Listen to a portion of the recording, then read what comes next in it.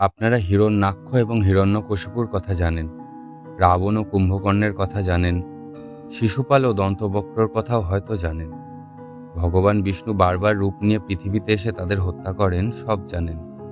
কিন্তু আপনারা কি জয় আর বিজয়ের কথা জানেন? আপনারা কি জানেন বিষ্ণুকে কেন এতবার রূপ বদলে আসতে হয়েছে প্রতি যুগে? তিনি শুধুমাত্র কোনো ভক্তের জন্যে বারবার এই ধরাধামে আবির্ভূত হননি। এর পিছনে আছে এক গভীর অভিশাপ, যা বেশিরভাগ মানুষেরই অজানা। চলুন আজ আপনাদের শোনাই জয় বিজয় আর তাদের অভিশাপের গল্প। সমস্ত জাগতিক বিশ্বের বহু ওপরে অস্তিত্ব রয়েছে এক শাশ্বত ধামে, বৈকুণ্ঠ, ভগবান বিষ্ণুর বাসস্থান, যেখানে নেই মৃত্যু, নেই দুঃখ, নেই সময়ের কোনো প্রভাব। স্বর্গেরও স্বর্গ যদি কিছু থাকে তা হলো বৈকুণ্ঠ। বৈকুণ্ঠ নামের অর্থই হলো চিরন্তন আনন্দের আবাস।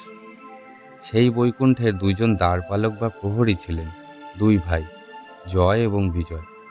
তারা ছিলেন সাধারণ কেউ নয়, দুই ভাই অসীম বিষ্ণু ভক্ত। তারা ছিলেন বিষ্ণুর সবচেয়ে বিশ্বস্ত সেবক। তাদের অনুমতি ছাড়া কেউই বৈকুণ্ঠে প্রবেশ করতে পারত না। অনেক যুগ ধরেই তারা এই দায়িত্ব নিখুঁতভাবে পালন করে আসছিল। কিন্তু একদিন সবকিছু বদলে গেল। একদিন বৈকুণ্ঠের দ্বারে এসে পৌঁছালেন চারজন প্রাচীন ঋষি, সনক, সনন্দন, সনাতন এবং সনত কুমার। এই চার ঋষি অসীম জ্ঞানসম্পন্ন।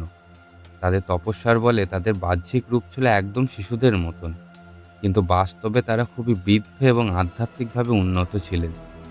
তারা এসেছিলেন ভগবান বিষ্ণুর দর্শনের জন্য। কিন্তু জয় ও বিজয় তাদের শিশু ভেবে গুরুত্ব দেয় না, এবং তারা তাদের খানিকটা হেয় করে জানায় যে বিষ্ণু এখন বিশ্রাম নিচ্ছেন, তাই তাকে বিরক্ত করা যাবে না। দুই ভাই একেবারেই জানতেন না যে এই চার ঋষি ব্রহ্মার মানসপুত্র। জয় বিজয়ের এই ব্যবহারে ঋষিরা ক্রুদ্ধ হয়ে ওঠেন।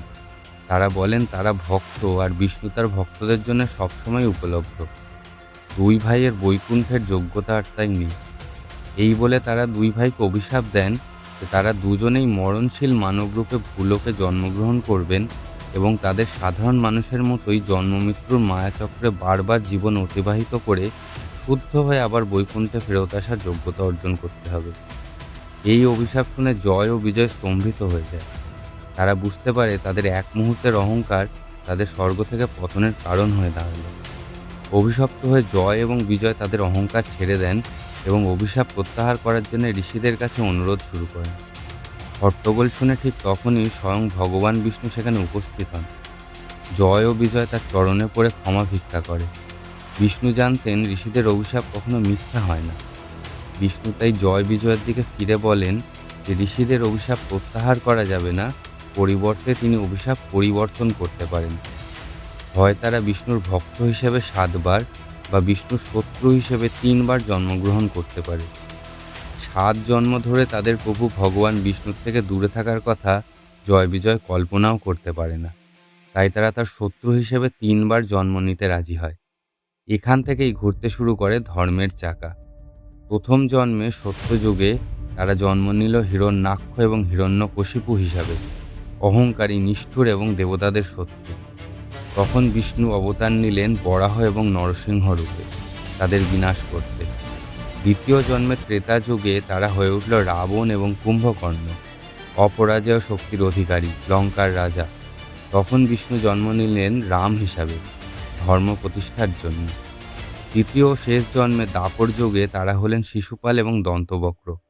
তাদের ঘৃণা ছিল সীমাহীন। তখন বিষ্ণু অবতার নিলেন কৃষ্ণ রূপে, তাদের শেষ করতে। 3 জন্মের পর অভিশাপ শেষ হলো। জয় ও বিজয় আবার ফিরে এলো বৈকুণ্ঠে। তাদের ভুলের জন্যে তারা চরম মূল্য দিয়েছিল, কিন্তু এই অভিশাপই পৃথিবীকে দিয়েছে বিষ্ণুর মহান অবতারগুলো। এই গল্প শুধু অসুরদের গল্প নয়, এটা অহংকারের গল্প, এটা কর্মফলের গল্প। আর সবচেয়ে বড় কথা, এটা সেই লীলার গল্প যেখানে শত্রু হয়ে ওঠে ঈশ্বরের পরিকল্পনার অংশ।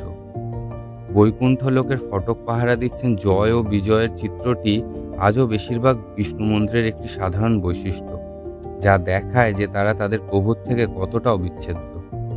যদি এমন অজানা পৌরাণিক গল্প জানতে চান, তাহলে সাবস্ক্রাইব করে সাথে থাকবেন, কারণ আমাদের ধর্মের এমন অনেক অজানা কাহিনী আমি তুলে ধরবো আপনাদের কাছে।